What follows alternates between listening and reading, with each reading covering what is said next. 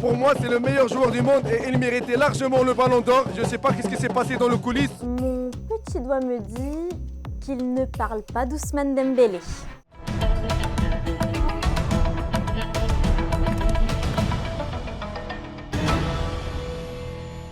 Salut à tous et bienvenue dans Daily Maroc, votre quotidienne de la CAN sur RMC Sport. C'était l'événement du jour, le retour de... Hakimi!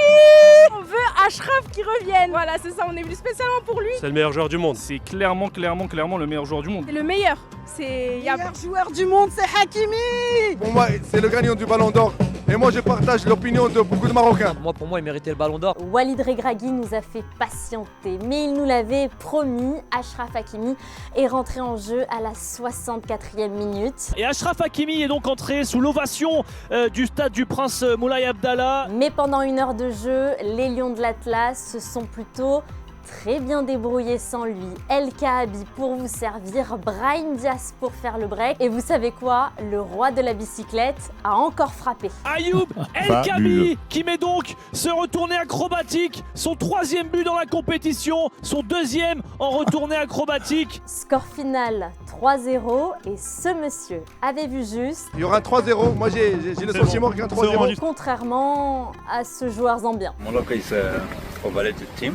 But it's a beatable team. Yeah, and we are ready for that. Qui s'est ravisé juste après le match. Regardez sa réaction, c'est plutôt marrant. We're disappointed with the result. They are playing good football. It's one of the best teams in Africa. Le Maroc termine premier du groupe A. Devant le Mali, match nul face aux Comores, les Aigles sont qualifiés. Dans le groupe B, l'Égypte a conforté sa première place en faisant match nul 0-0 face à l'Angola et match fou, victoire 3-2 de l'Afrique du Sud face au Zimbabwe. Les Bafana Bafana filent en 8e de finale. Vous voulez du foot? Eh bien, vous allez être servis. Ouganda-Nigeria à 17h. Les Super Eagles peuvent assurer la tête du groupe. L'Ouganda aura sûrement besoin de cette victoire pour se qualifier. Tanzanie, Tunisie, les Aigles de Carthage peuvent aussi assurer leur qualification face à la Tanzanie. Et à 20h, retrouver Bénin-Sénégal et Botswana, République démocratique du Congo. Si le Botswana n'a plus que l'honneur à sauver, les 3 autres jouent la première place.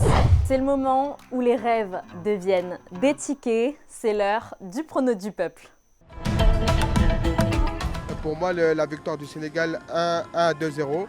Et je vois bien Sadio Mané marquer un but dans cette compétition. Moi, je dis 3-0 pour le Sénégal. Je vois bien le petit jeune Mbaye. Jackson, il doit se faire pardonner de son match catastrophique. On peut aussi voir un petit but d'un Koulibaly sur corner. Pour moi, le prono, ça sera 2-0 pour le Sénégal. Je verrai bien Mbaye marquer.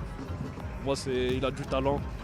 Et c'est la nouvelle étoile montante pour le Sénégal. Je pense qu'on partira sur 2-1 pour la Tunisie. Ils ont pêché au match d'avant. Ils ont eu une défaite qui ont eu quand même un gros impact, surtout sur le plan mental, je pense. Donc à mon avis, les Tunisiens vont devoir se rattraper et je pense qu'ils vont en mettre au moins 2. Mais je vois bien la Tanzanie en rajouter un. Donc je dirais 2-1 pour la Tunisie et ils récupéreront leurs 3 points mérités. 2-0 pour la Tunisie. Passeur Hannibal Mejbri, comme le prochain match. On va apprendre de nos erreurs. C'est pas le Nigeria qui a gagné le match, c'est la Tunisie qui l'a perdu l'ancien. Le prochain match 2-0, retenez bien les gars. Tahia Tunis. Merci à mon binôme Loïc. La CAN continue et nous aussi. On se retrouve dès demain sur RMC Sport. Salut!